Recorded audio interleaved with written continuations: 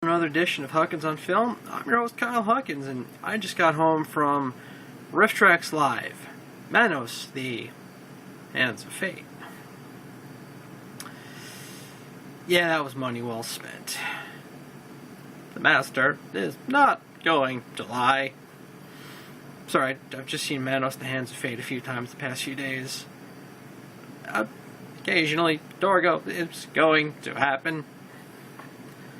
That was actually one thing that sort of annoyed me at the theater. And I'm partially guilty of this.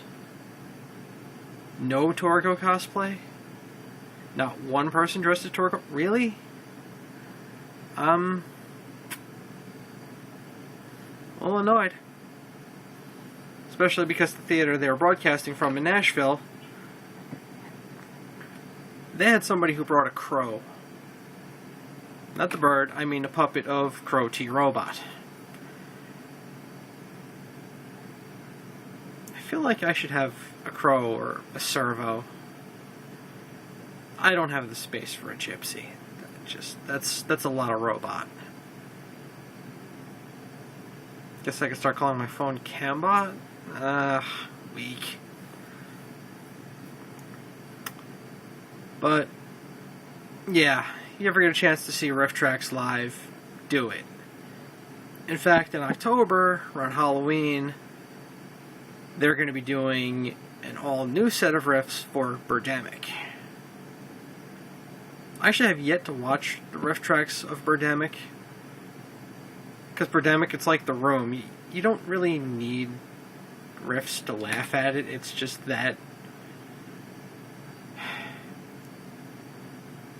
I'm not sure if bad or good is the right word here. I'm really not.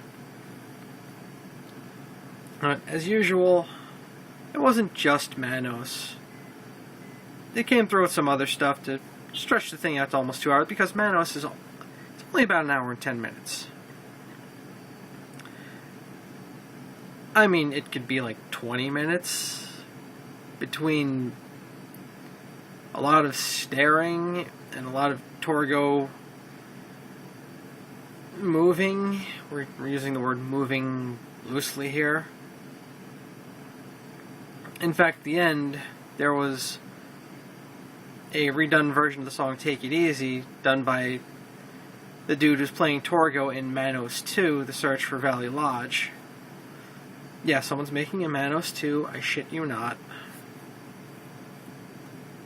And during the video, they showed the scene where the master comes in and yells at Torgo to get up, and they put a stopwatch in the corner of the screen. It took him a little over 30 seconds to get up. Yeah, this movie has more padding than the entire history of NHL goaltending.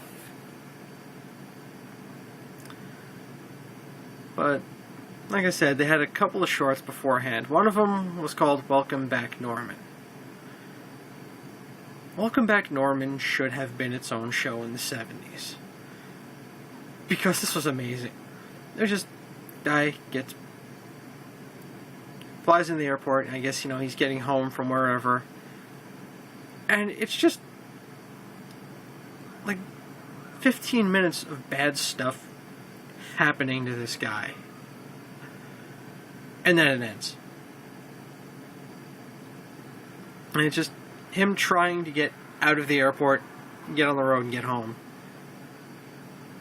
He finally gets out of the one lot, but he just ended up in another lot. And then it just cuts out.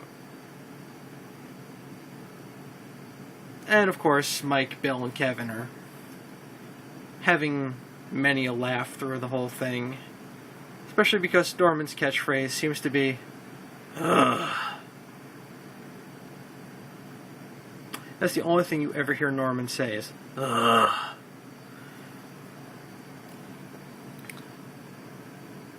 Whoever put this thing together is either the laziest person on the planet or a genius. I have trouble deciphering between the two at the moment. And they had another one called At Your Fingertips. Cylinders. And it's just them riffing on this kid making various toys out of cardboard cylinders. And honestly, the work on them is pretty creative. But after a while, it's just you see this kid alone working with these cylinders for what feels like an eternity, just thinking, this isn't an educational short. This is a cry for help. I'd love to share with you more of their riffs, but it's kind of like when you go see a really good stand-up comedy show and you spent so much time laughing that afterwards you can't remember a single joke. This is very much the same. And then, of course, we got to the main feature, which had... Oh, actually, there was... I forget which one it is. There was one joke that was almost the same as the Mystery Science Theater version. But other than that, all the humor was new.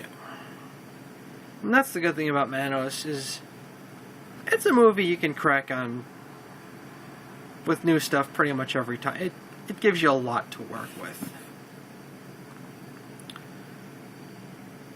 And actually, it was funny to get myself up for the game. I watched that episode last night of MST. I even watched the unriffed version of Manos, as a control group. Now, I'm going to say something a little weird right now. Hal Warren didn't make it. I think there's a decent flick in Manos. Don't get me wrong, the turd needs a lot of polishing. It's a diamond in the poop. It's not even the rough. There's a lot of dog muck to go rummaging through. I'm not sure I'd want to do it. I'm not sure anyone could do it. But honestly, a satanic cult out in the desert terrorizing a family? There's a decent movie there. Like I said, Hal Warren didn't make it. He didn't come close. But I think the main thrust of the story is there. It's just poorly written, terribly acted, and ineptly directed. But other than that, it's good. And before the movie played, they even had their own version of, the movie trivia where you guess the star and you've got to unscramble their name, and it looks like Tom Hanks, but it's really Odom Shank, India's answer to Brian Dennehy. Of course, they had fun with it. I'm screwing this one up a little bit, but I loved it for reasons you'll understand very soon. It was when I was like, did you know that the writers lost the part of Prometheus where they figured out what was going on? I'm totally screwing it up, I know. But that one got a big hearty laugh out of me. For obvious reasons.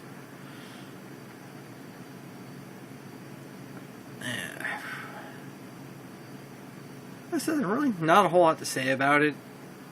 Because, like I said, I was laughing so hard I can't remember a lot of the riffs. And, the movie itself.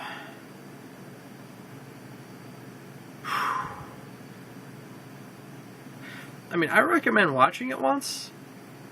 It's only like an hour and 10 minutes, so it's... it feels a lot longer because it's slow.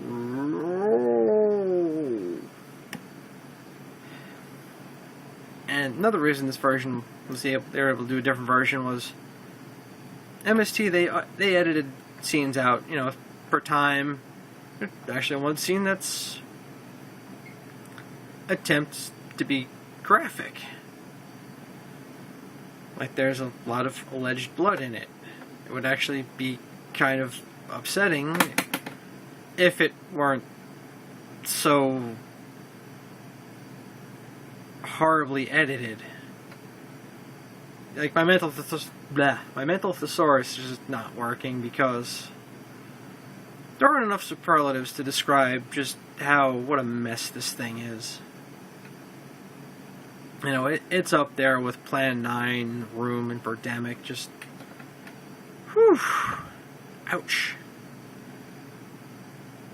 I can't compare it to The Amazing Bulk yet. I haven't watched it. I just saw Obscure Sloop's review. Although I can't lie, I gotta see it because that movie looks amazing.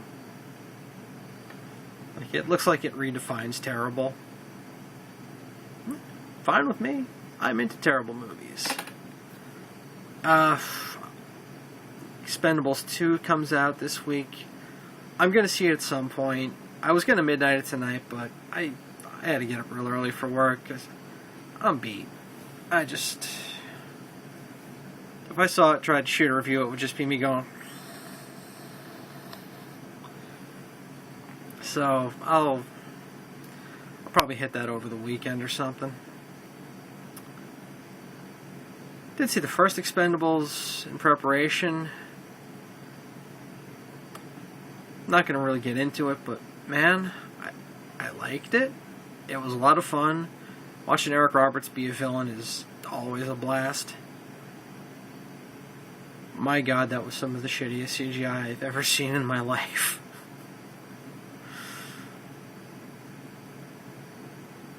I think I have a few Asylum films that had better CGI than The Expendables Part 1. And that's one thing that does not have me psyched about Part 2 was Matthew Buck on Twitter was talking about it. I sent him a tweet like, is the CGI better at least? And he said, no, not really. So apparently they're going with the whole Sylvester Stallone screwing around on MS Paint level of CGI. Like, dude, you know, real laser sights, squibs and Caro syrup, probably cheaper, less effort, and it would actually look good. But, like I said, I'm going to go see it. I enjoyed Part 1 a lot. And, final thought. It's a little weird because I've seen Cinematic Titanic a couple times, and I've seen Rifftrax. Rifftrax, it was from Nashville. It was just beamed out all over the country. I'm here in Jersey. Cinematic Titanic, when I've seen it, they're in the room. And honestly, there's just something so much cooler when you're in the room with the people. To me, it just makes it just a little better. Another thing Rifftrax does with the live shows, this very minor nitpick, but it'll show Mike, Kevin, and Bill on the side, and they'll each have a separate square to themselves, and it'll show them riffing on it. But sometimes it's there, sometimes it's not. I wish they'd leave it there the whole time, or not have it there the whole time. Because the switch back and forth, it is a little distracting. Actually, I wish they'd have it up there the whole time. Because, honestly, it would give them more material to work with. Because you could throw in, you could get a little visual with the jokes. And that's the one thing that irks me with Cinematic Titanic getting out of the studio completely. Is you can't really do any physical humor, or can't really do sight gags, which to me is one of Joel Robinson's real strengths over Mike Nelson. Don't get me wrong, Cinematic Titanic's still awesome. I love them. But just like, dude,